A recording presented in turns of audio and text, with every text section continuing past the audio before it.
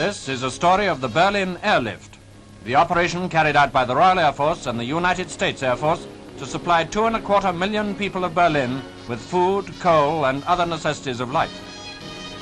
In June 1948, all road and rail communications between the Allied zones and the western sectors of Berlin were closed by the Russians. By the 28th of June, the only way into Berlin was by air, and the first RAF aircraft started this colossal undertaking.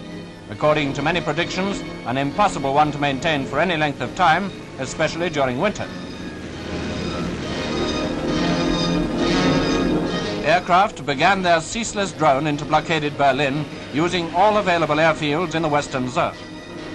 In the first 3 days, 500 landings were achieved, but with the aid of the United States Air Force, the number of flights rose by October to 600 per day. Sunderland flying boats of Coastal Command were ordered in to supplement the land-based planes. These took off from the Elbe at Hamburg and came down on one of Berlin's lakes. Food, still more food, and raw materials had to be poured across the aerial bridge into the blockaded city.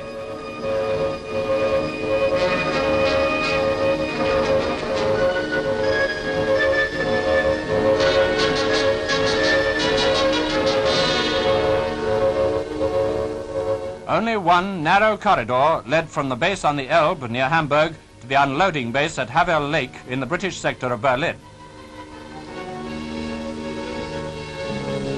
Within 4 days of the decision to use them, the first giant boats, each carrying 5 tons of vital material, were on air transport service.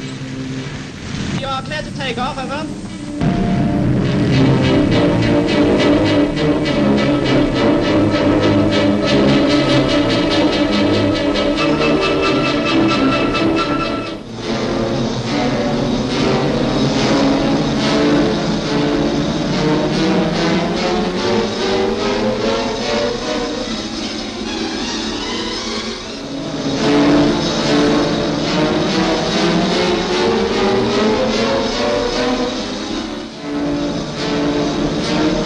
Soon winging their way daily over the port of Hamburg, destination Berlin. Jolly, jolly 6 months, I've got 6 months to last me all my life. I've tuppence to spend and tuppence to lend and tuppence to send home to my wife. No cares have I to grieve me, no pretty little girl to deceive me. I'm happy as a king. Past the Olympic Stadium, and presently over the only power station left working in the western sector.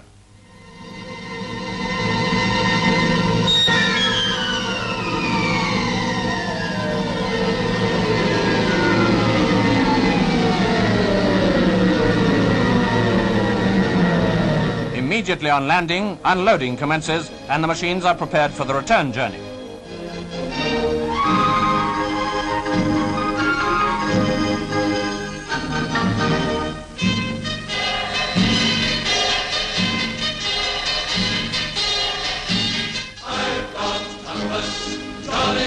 Tuppence.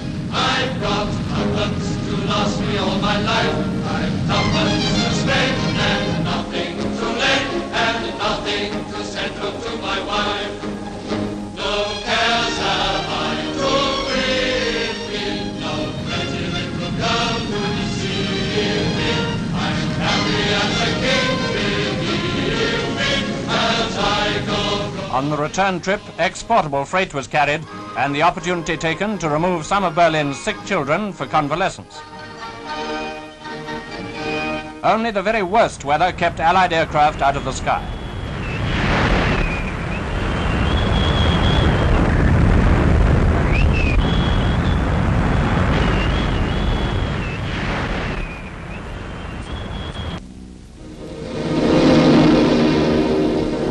Even through storms and mists, the hazardous chain of supply went on.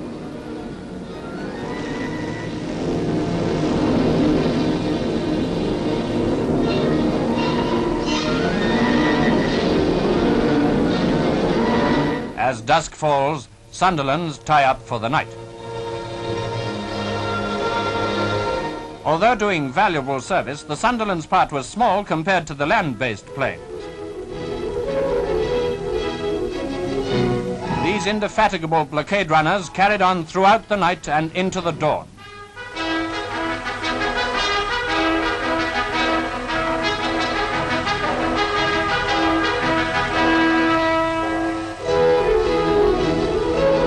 Night and day, week after week, it was a case of more planes, more food, more raw materials, shipped without pause from 8 different airfields in the Western Zone.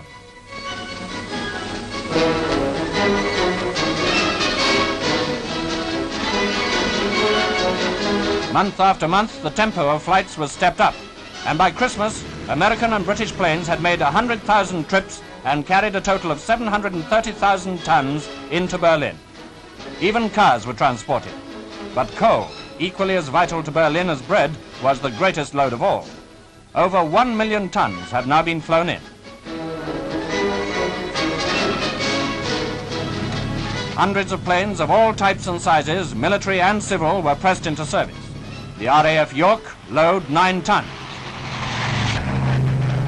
The Halifax over 6 tons. The Viking over 3 tons.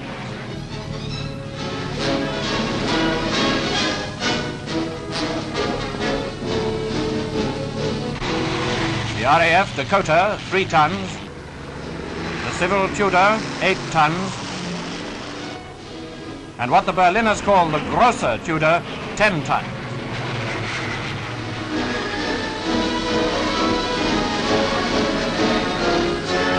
As an additional boost to the airlift, the RAF introduced its Hastings, each carrying over 9 tons.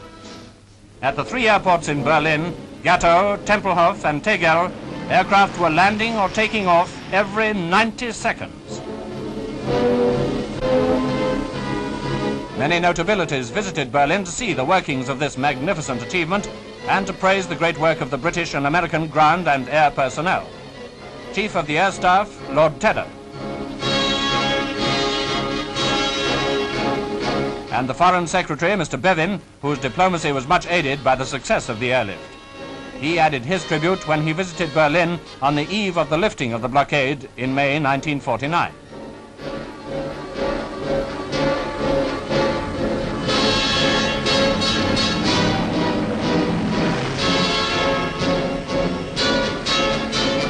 For 10 whole months, a ceaseless stream of Allied aircraft landed in Berlin, where Germans, supervised by British Army personnel, eagerly unloaded the vital supplies.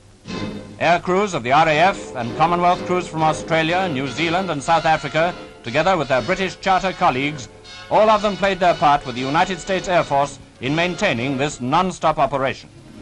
A combined operation which on one day landed in Berlin a record load of nearly 13,000 tons.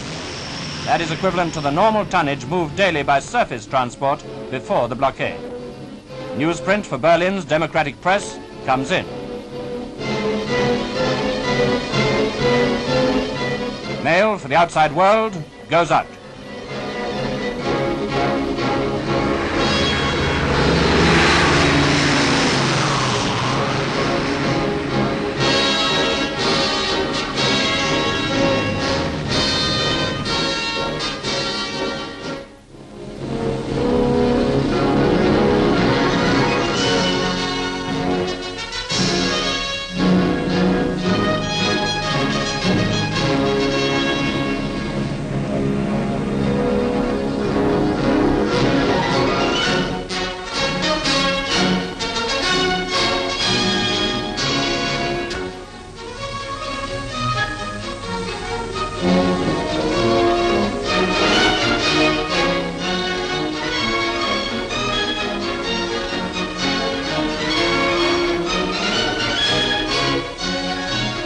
Yes, the life of Berlin has been maintained, but not without the loss of 43 airmen who gave their lives in this vital operation, the most outstanding transport achievement in the history of aviation.